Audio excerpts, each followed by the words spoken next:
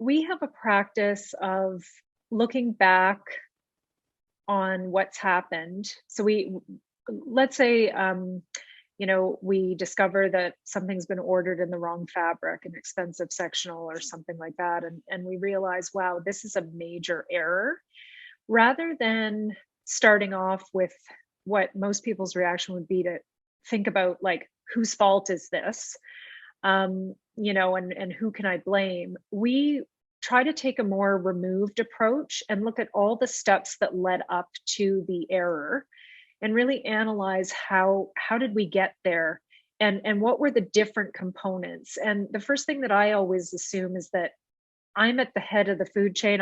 I'm somehow responsible overall for what's happened, because it was my lack of direction or clarity, um, or process somewhere along the way that led to this.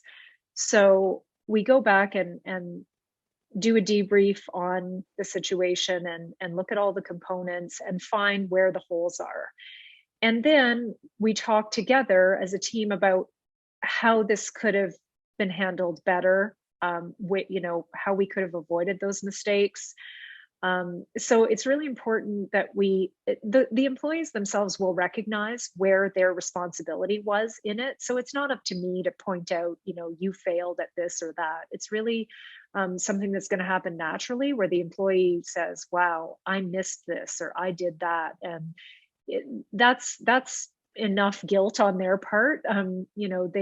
They don't need me piling on to that typically, and so um, we don't focus on that. We focus really on, okay, so what process do we need to put in place to make this work better the next time?